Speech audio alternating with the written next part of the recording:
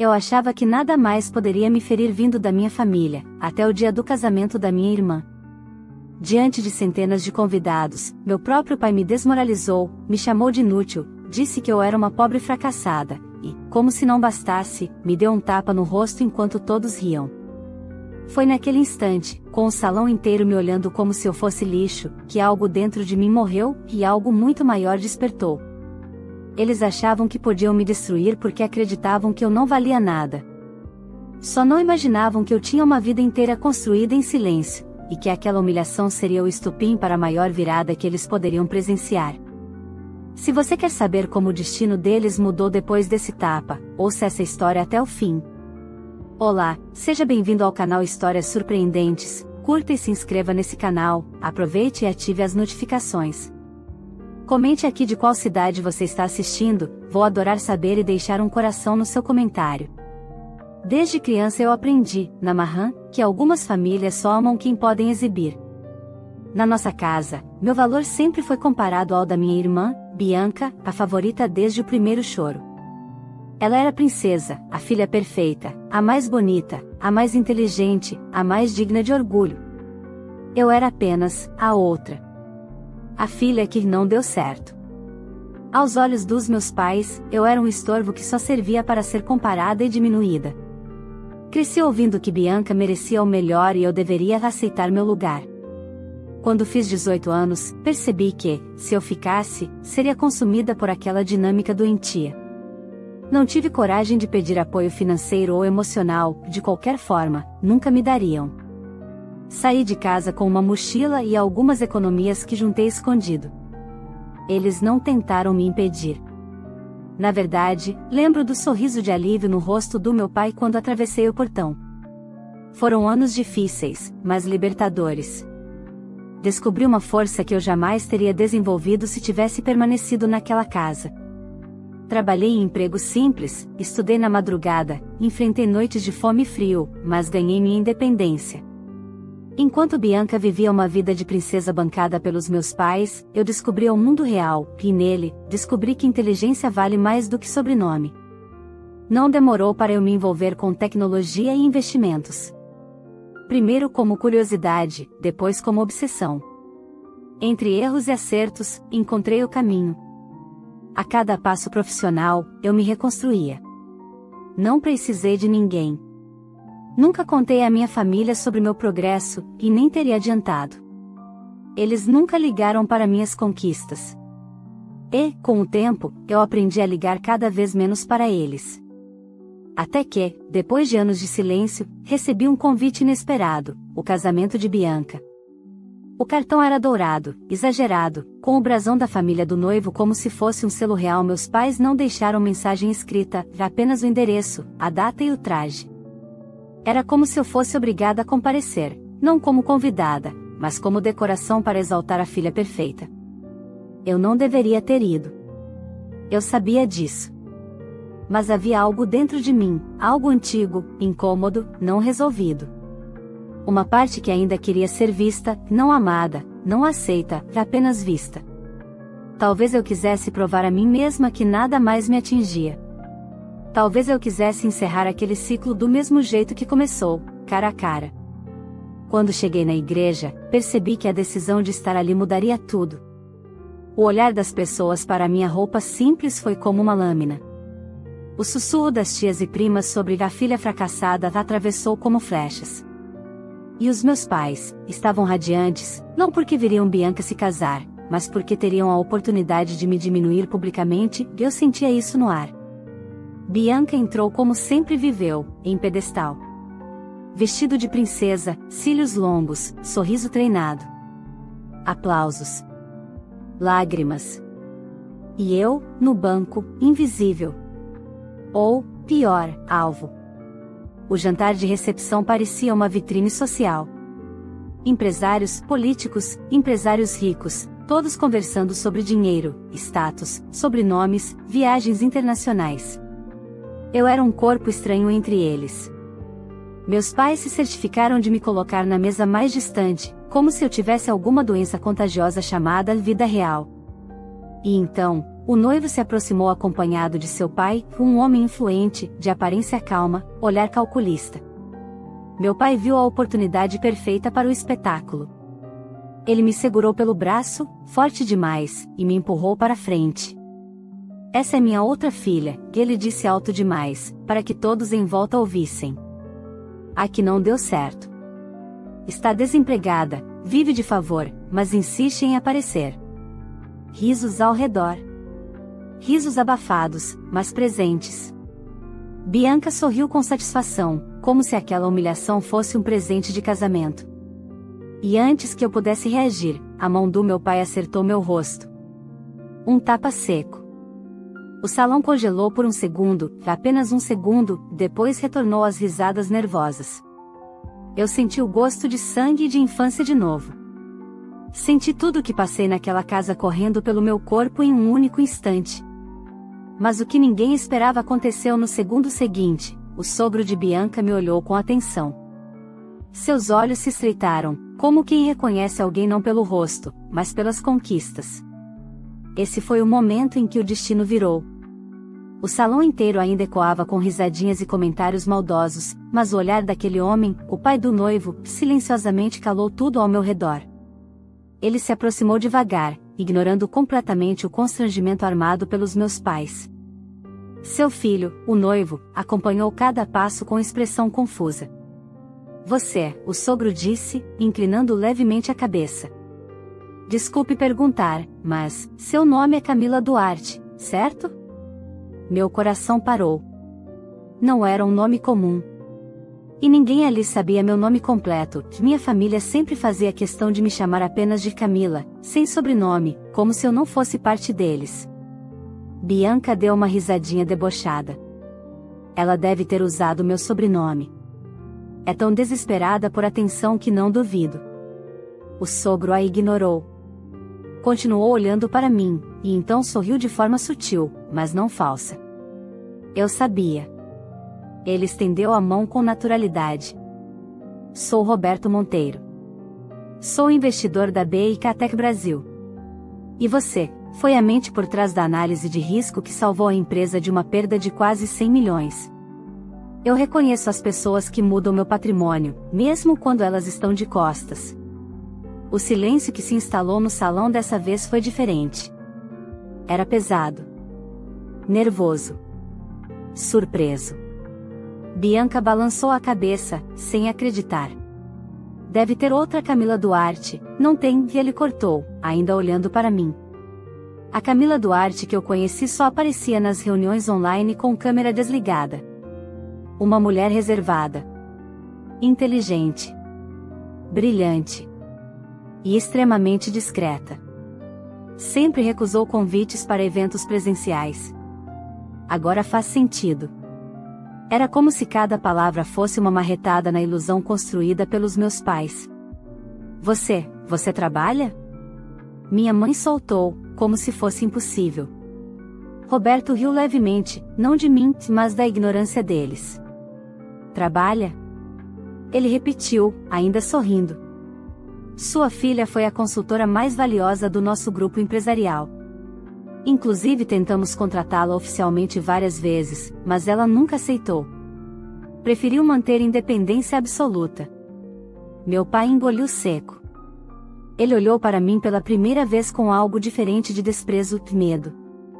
Isso é verdade? Ele sussurrou, como se esperasse que eu negasse, que fosse tudo um engano. Eu não respondi. Não precisava. Roberto olhou para a marca vermelha no meu rosto, onde o tapa ainda queimava. Foi você quem bateu nela? Sua voz desceu de tom, ficando gelada. Meu pai tentou disfarçar, riu, inventou histórias, foi uma brincadeira. Ele disse, nervoso. Entre família, sabe como é, não? Roberto cortou seco. Eu não sei. Na minha família ninguém toca em ninguém com violência. E se eu tivesse visto antes, teria reagido. Os convidados começaram a se afastar discretamente da minha família, como se medo e vergonha fossem contagiosos. Bianca perdeu o sorriso. Minha mãe estava branca como papel. Roberto então fez algo que destruiu completamente o teatro social daquele casamento. Ele estendeu o braço para mim, não como quem oferece piedade, mas como quem oferece respeito. Camila, você se importa de dar uma volta comigo? Ele perguntou. Tenho algumas coisas para conversar, e acredito que chegou a hora de elas acontecerem pessoalmente. Eu percebi o pânico imediato no rosto dos meus pais. Era óbvio, eles sabiam o peso daquele homem no mundo dos negócios. Se ele estava prestes a se alinhar publicamente comigo, tudo poderia desmoronar para eles. Ela não vai a lugar nenhum. Bianca explodiu, agarrando o braço dele. Hoje é o meu dia. Ela não vai estragar nada. Roberto a afastou apenas com um olhar sério. O dia seria seu, disse ele, se você tivesse tratado sua irmã como família.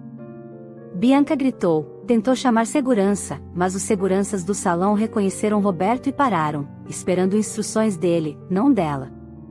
Meu pai então cometeu o segundo pior erro da noite. Se você colocar essa garota contra a gente, vai se arrepender. Ele disse para Roberto, cuspindo ódio. Camila é um problema. Sempre foi. Você não sabe quem ela é. Roberto sorriu de canto. Pelo contrário, senhor. Eu sei exatamente quem ela é. Ele virou o rosto para mim. A única dúvida agora é se Camila sabe quem ela é. Deu-me seu braço outra vez. Eu aceitei.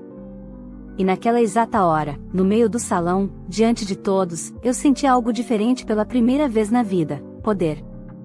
Conforme caminhávamos para fora, o burburinho dos convidados explodiu atrás de nós. Eu não olhei para trás. Mas eu sabia, aquilo não acabaria ali. A humilhação que eles tentaram me impor seria apenas o início da ruína deles. E eles sequer imaginavam o tamanho da queda que estava por vir. Quando saímos do salão, o ar da noite bateu no meu rosto como um convite à lucidez. Pela primeira vez em anos, eu não estava sobrevivendo, estava sendo vista. A música do casamento ficou distante, abafada pelas portas de vidro que se fecharam atrás de mim. O silêncio do lado de fora parecia mais verdadeiro do que qualquer palavra dita lá dentro. Primeiro de tudo, Roberto disse, eu quero pedir desculpas pelo que aconteceu. Sei que não foi minha culpa, mas eu estava lá, e eu deveria ter impedido. Não foi sua responsabilidade, respondi. Minha voz soou firme, e eu mesma me surpreendi. Eles sempre foram assim. Ele me estudou por alguns segundos, depois fez um gesto gentil, indicando os bancos do jardim iluminado ao lado do salão. Sentamos. Eu me preparei para perguntas invasivas, curiosidade, expectativa, mas ele não era como os outros. Eu não quero saber da sua família, ele começou. Quero saber de você. Você recusou propostas que qualquer consultor aceitaria de olhos fechados. Você trabalha com os grupos empresariais mais difíceis do país, mas só à distância. Por quê? Demorei alguns segundos para responder, não porque não soubesse a resposta, mas porque nunca tinha dito em voz alta, porque independência não tem preço, falei. E porque, se algum dia eu fracassasse, eu queria que o fracasso fosse meu. Não fruto de alguém que me sabotou ou tentou me controlar. Roberto concordou devagar, como quem finalmente entendia. Então você já sabe o que vai fazer agora? A pergunta ficou no ar como uma brasa. Eu não sabia. Na verdade, eu nunca tinha permitido a mim mesma pensar no futuro com liberdade real. Sempre tive medo de sonhar, como se qualquer conquista pudesse ser arrancada de mim a qualquer momento. Foi quando a porta do salão se abriu novamente, e alguém veio correndo em nossa direção, minha mãe. O desespero no rosto dela teria comovido qualquer desconhecido. Mas eu a conhecia bem demais. Ela só corria quando tinha algo a perder. Camila. Ela arfou, parando diante de nós, com as mãos nos cabelos. Filha, você precisa voltar lá dentro e dizer àquele homem que era brincadeira. Que você inventou aquilo. Que você está confusa. Roberto ficou em silêncio, apenas observando. Estão dizendo que você é perigosa, que pode destruir a reputação da Bianca e do seu pai. Ela choramingou. Você estragou a imagem da nossa família, e você precisa consertar. a palavra nossa ardeu nos meus ouvidos. Eu me levantei devagar. Eu? Estraguei? Sim. Ela gritou, sem perceber o ridículo. Você sempre estraga tudo. Sempre foi o erro da nossa vida. Você nunca deveria ter nascido. Foram palavras que eu já tinha ouvido quando era criança. Mas naquela noite, elas não doeram. Porque eu não era mais a menina que queria amor. Eu era a mulher que conhecia seu valor e que tinha testemunhas. Roberto se levantou ao meu lado, mas eu ergui a mão, pedindo para ele não interferir. Eu precisava acabar com aquilo sozinha. Mãe, que eu disse, lenta e claramente, vocês só me convidaram para o casamento para me humilhar. E conseguiram, por alguns segundos. Mas agora acabou. Eu não vou proteger vocês. E eu não vou mentir para que continuem vivendo a fantasia de família perfeita. Ela ficou estática. Era como se ninguém tivesse falado assim com ela antes. Você não entende, Camila. Ela sussurrou, tremendo. Seu pai está arrasado. Ele está passando mal. E Bianca está trancada na sala de maquiagem chorando. Você precisa nos ajudar. Sua irmã sempre foi tudo o que você não conseguiu ser. É exatamente por isso que eu respondi que eu nunca mais ajudarei. A dor em seu rosto se transformou em fúria. Você é um monstro. Eu sorri, pela primeira vez sincera diante dela. Se ser um monstro é não permitir mais que vocês me pisem, então eu prefiro ser um monstro do que voltar a ser filha de vocês. Ela deu um passo à frente, levantando a mão como se fosse me bater, repetindo o gesto do meu pai. Mas desta vez, Roberto segurou seu pulso com firmeza. Com todo respeito, senhora, ele disse, se a senhora tocar na Camila outra vez, eu pessoalmente a tiro da própria festa da sua filha. Minha mãe arregalou os olhos e recuou, chocada, derrotada, impotente. Ela voltou apressada para o salão. Ficou claro, não havia amor naquela corrida desesperada até mim. Havia medo. Medo de perder status, poder, aparência, dinheiro, tudo aquilo que, para ela, valia mais que qualquer filha. Roberto suspirou. Agora acho que eu entendi tudo, ele disse. E entendo também porque você escolheu trabalhar em silêncio. Eu virei o rosto para ele. O mundo às vezes reconhece talento, falei. Mas dentro de casa, meu nome sempre foi sinônimo de fracasso. E eu permiti que isso me travasse por tempo demais. E agora? Ele perguntou. O que você quer fazer com isso? Antes que eu respondesse, ouvimos um barulho vindo das portas do salão, e vimos meu pai surgir cambaleando, desesperado, perdido. Algo havia acontecido lá dentro. E naquele instante, eu soube, a queda deles estava só começando. Meu pai estava parado na entrada do salão, pálido como um homem que tinha acabado de ver sua própria ruína se aproximar. O suor escorria da testa, manchando o colarinho impecável do terno. Ele olhava em volta como se o mundo tivesse virado de cabeça para baixo e, de certa forma, tinha. Assim que percebeu que eu e Roberto observávamos do lado de fora, ele veio até nós com passos pesados, desesperados. Quando chegou perto, ele não falou meu nome, nem se desculpou, ele fez o que sempre fez, tentou me usar. Camila, ele sussurrou, quase sem voz, você precisa voltar lá para dentro agora. Falar com o sogro da Bianca. Convencê-lo de que nada daquilo é verdade, que você só estava, sei lá, brincando. Você vai destruir a nossa família. A palavra nossa de novo. Como se eu pertencesse a eles. A nossa família? Perguntei, sem raiva, apenas cansada. Ou a imagem da família perfeita que vocês venderam a vida inteira? Ele se aproximou tanto que eu senti o cheiro do uísque. Se você não voltar, o contrato vai ser cancelado, ele sussurrou. O pai do noivo ia investir na nossa transportadora. É muito dinheiro, Camila. É o maior negócio da minha carreira. Você não sabe o que é isso, você nunca construiu nada de verdade. Não pode destruir o meu trabalho assim. Ri baixinho, não porque achei graça, mas porque finalmente entendi tudo. A sua maior dor não é ter me humilhado, eu disse, é ter sido exposto. Ele piscou rápido, como se aquilo o atingisse fisicamente. Então tentou o truque que sempre funcionou quando eu era adolescente: culpa. Você deve tudo a mim, e ele sibilou. A casa onde você morou, a comida que você comeu, a escola que você estudou. Eu fiz você. Não, te respondi. Você fez o monstro que achou que podia pisar na cabeça dos outros. Eu me fiz sozinha. Ele não estava preparado para ouvir isso. A boca dele se abriu, mas nenhuma palavra saiu. Roberto deu um passo à frente, mas eu ergui a mão de leve. Queria terminar aquilo com a minha própria voz. Pai, você me bateu na frente de 200 pessoas. E ainda achou que eu ia voltar correndo para te salvar. Você nunca me conheceu. Ele se encheu de ódio outra vez. Você acha que é alguém, Camila? Você não passa de uma menina ingrata. Só teve algum valor porque eu deixei você ficar debaixo do meu teto. Você é nada. Eu respirei fundo. Então por que você está implorando para uma nada salvar sua empresa? Ele empalideceu.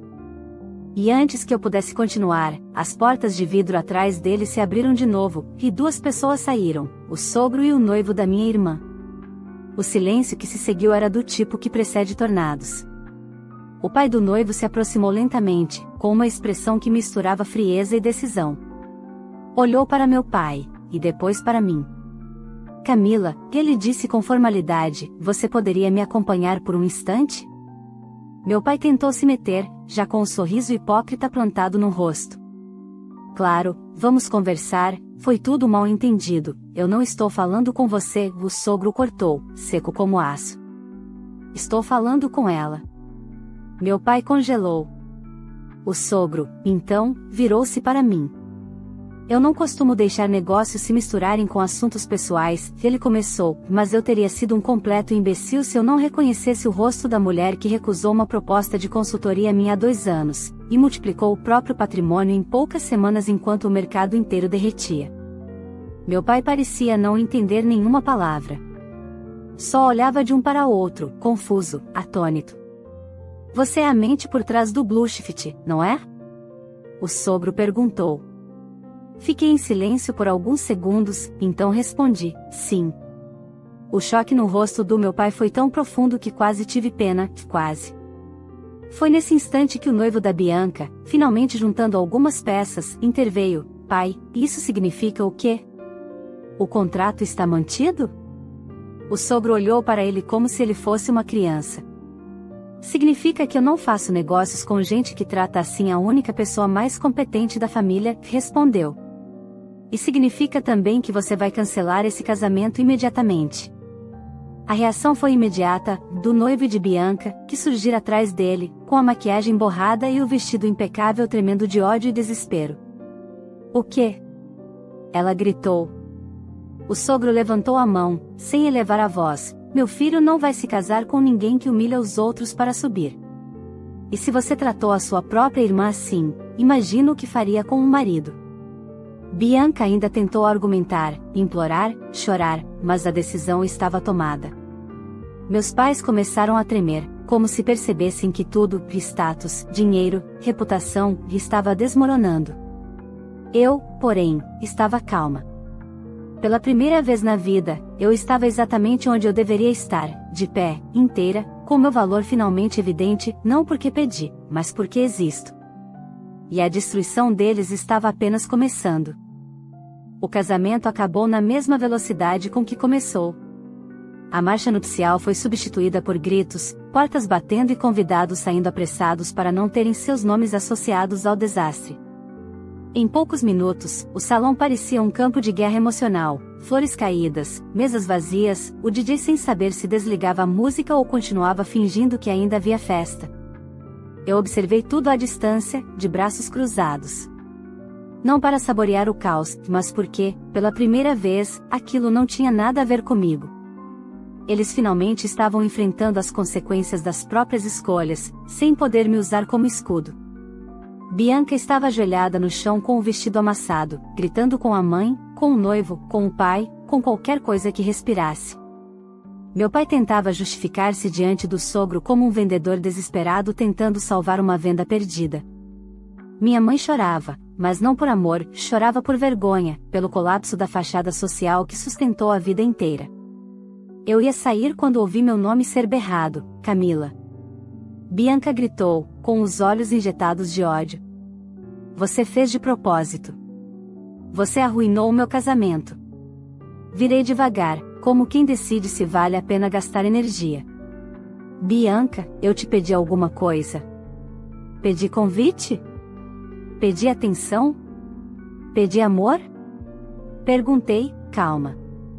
Tudo o que aconteceu aqui hoje foi consequência do que vocês provocaram. Mentira. Ela urrou. Você sempre teve inveja de mim. Queria ser eu. Queria a minha vida. Senti um peso se dissolver dentro de mim. Era risível. Eu jamais queria sua vida, respondi. Uma vida baseada em mentira, aparência e chantagem emocional? Que mal existe em não querer fazer parte disso? Ela avançou como se fosse me atacar, mas o segurança do salão a segurou pelo braço. O choque no rosto dela foi quase tão grande quanto o meu pai ao descobrir quem eu era. Bianca estava acostumada a conseguir tudo no grito. Pela primeira vez, ninguém obedeceu. Você é um lixo, Camila. Ela cuspiu. Você é a culpada. Você acabou com tudo. Engraçado como, quando o castelo desmorona, todos procuram o pedreiro, nunca o arquiteto. Sabe qual é a parte mais triste? Eu disse, olhando diretamente nos olhos dela. Você me perdeu antes mesmo de me ter. Bianca ficou paralisada. Ela sempre quis vencer, mas nunca construiu nada. Só pegou o que estava pronto. Meu pai, naquele momento, ainda tentava negociar com o sogro do noivo. Eu posso explicar. O que aconteceu com Camila? Ela sempre foi rebelde, instável, emocionalmente difícil.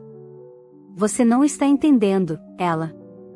O sogro deu um passo para trás, como se a simples proximidade dele fosse tóxica. Eu sei exatamente quem ela é. E o problema não é a Camila. O problema é vocês. Então ele fez algo que destruiu definitivamente minha família, chamou 2 advogados que estavam ali, convidados da festa. Quero cancelar o contrato com urgência. Deixar claro que esse rompimento é por quebra de valores éticos e morais. Meu pai empalideceu. Minha mãe desabou na cadeira. Bianca se jogou no chão, chorando histericamente. Os convidados gravavam tudo com um celular, e aquele vídeo viraria assunto na cidade inteira antes mesmo do amanhecer. Eu dei um passo para sair quando ouvi outra voz fraca. Camila, por favor, não vá. Era minha mãe. Não havia amor no pedido. Havia desespero. Não por mim, mas porque eu era a única ponte que ainda ligava aquela família ao status. Você pode salvar a gente, ela implorou. Basta conversar com ele. Basta pedir desculpa. Você sempre foi boa em engolir abusos? Completei. Ela me olhou como se eu tivesse cuspido veneno. Você acha que venceu, ela disse, com uma raiva baixa e venenosa. Mas você vai cair. E quando cair, ninguém vai te querer. Porque pessoas frias acabam sozinhas. Eu ri de leve. Vocês sempre me enganaram com a ideia de que amar é obedecer. Eu cresci acreditando que as pessoas só ficavam ao meu lado se eu merecesse. Só que isso não é amor, mãe. Isso é escravidão emocional. Eu me libertei. E se para vocês liberdade significa ficar sozinha, então sozinha é exatamente onde eu quero ficar. Ela ficou sem resposta, e era algo raro de acontecer. Eu me virei para Roberto, que assistia tudo em silêncio, sem tentar me salvar, sem tentar me orientar. Apenas respeitando o meu momento. Vamos embora, eu disse. Caminhamos até a saída. A cada passo, eu sentia a versão fraca de mim se afastando, morrendo, desaparecendo. A porta do salão se fechou atrás de mim como um símbolo. Eu não pertencia mais àquele lugar, e, pela primeira vez, eu não queria pertencer. Mas, quando achei que tudo estava resolvido, meu telefone vibrou. Era uma notificação. O contrato da empresa da sua família está em processo de penhora judicial.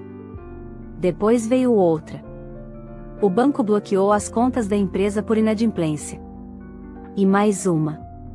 Novo processo em andamento, possível fraude fiscal. Meu estômago gelou. Eles estavam caindo, e a queda seria muito pior do que eu imaginava.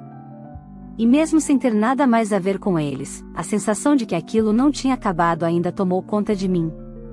Quando deixei o salão do casamento naquela noite, eu pensava que tudo tinha terminado. Que, finalmente, a vida seguiria seu rumo sem que o nome da minha família estivesse amarrado ao meu. Mas destino não gira tão rápido. Antes que eu pudesse sequer respirar, meu telefone continuou vibrando com notificações, todas relacionadas à empresa dos meus pais. Penhora. Bloqueio de contas. Processos por fraude fiscal. Paralisação das atividades. Eu não desejava o mal deles, eu apenas não desejava mais ser o escudo deles. E, quando deixei de ser, o mundo real fez o que eu evitei por anos, cobrou a conta. Mesmo assim, me mantive afastada. Não era meu papel salvar quem me destruiu. Nos dias seguintes, a cidade virou um campo minado de rumores. O vídeo da confusão no casamento se espalhou, e todo mundo queria uma narrativa. Na versão dos meus pais, eu era a vilã ingrata que destruiu a própria família. Na versão dos fatos, eles eram os autores da própria ruína, e ninguém mais tinha motivos para protegê-los. Bianca perdeu contratos de publicidade e parcerias que sustentavam sua vida de luxo. Sem o sobrenome valorizado e sem o casamento que aumentaria seu status, descobriu que não tinha muito além da imagem. E imagem, sem dinheiro, se desmancha rápido. Meus pais perderam a empresa, os investimentos, os carros, a casa de praia e, ironicamente, os amigos. Eu assisti tudo de longe, em silêncio. Fiquei no anonimato por semanas, quase como um ritual de purificação. A cada dia, eu sentia menos peso nas costas. Eu acordava sem medo, sem pisar em ovos, sem tentar merecer amor. Roberto me enviava mensagens, mas não insistia. Ele sabia que eu precisava me reorganizar antes de qualquer coisa. Até que, um mês depois, recebi uma mensagem inesperada: Camila, é sua mãe. Precisamos conversar. Não temos para onde ir. Fiquei encarando a tela por longos segundos. Não havia culpa, apenas clareza. Eu escrevi: sinto muito pelo que estão vivendo. Mas não posso ajudar. E silenciei o número. Eles usaram meu silêncio como arma durante anos. Nunca imaginei que ele seria minha cura. 2 semanas depois, uma advogada me procurou. Não em nome dos meus pais, mas em nome da justiça. Durante a investigação da empresa, descobriu-se que meu pai vinha usando meu CPF desde quando eu era menor de idade para abrir contas e mascarar operações financeiras. Isso poderia me envolver juridicamente. Eu respirei fundo. Não era surpresa. Meu pai sempre olhou para mim e viu ferramenta, não filha. Assinei os documentos necessários, entreguei provas e prestei depoimento.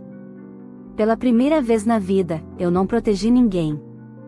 O processo correu e, ao final, eu fui declarada completamente isenta, mas meu pai não.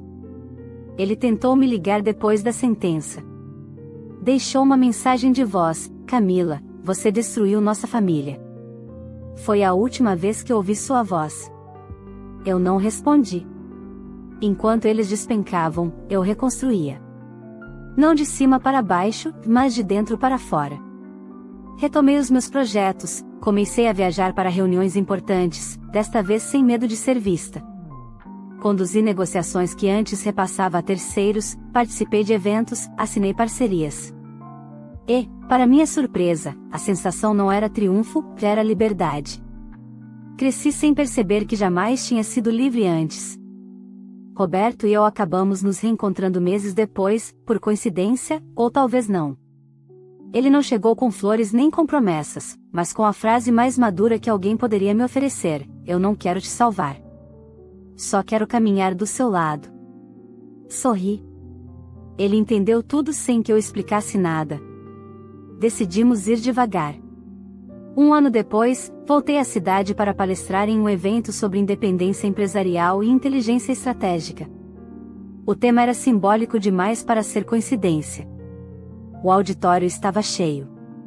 Pessoas que tinham me ignorado a vida inteira agora queriam minha opinião, minha visão, minha história.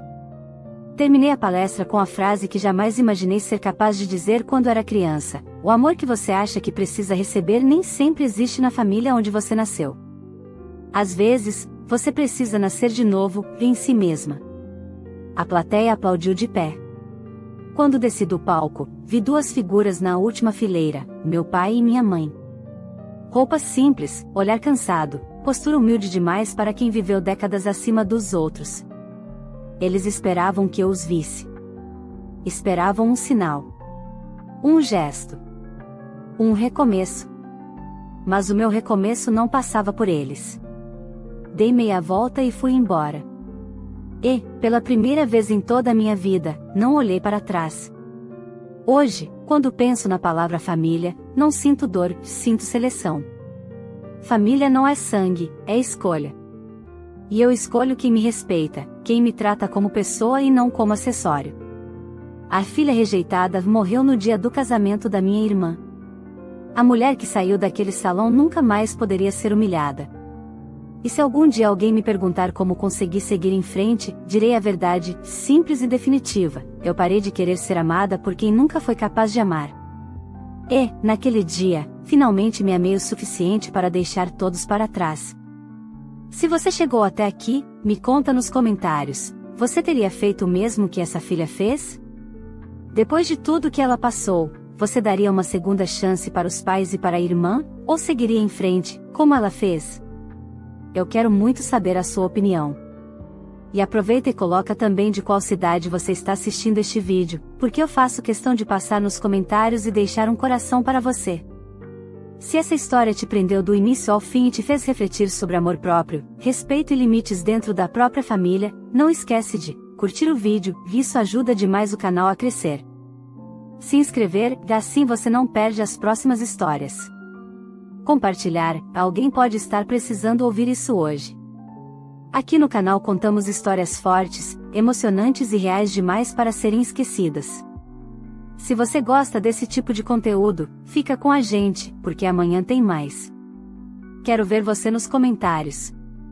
Você faria o mesmo? E de qual cidade está assistindo? Vou responder com todo carinho.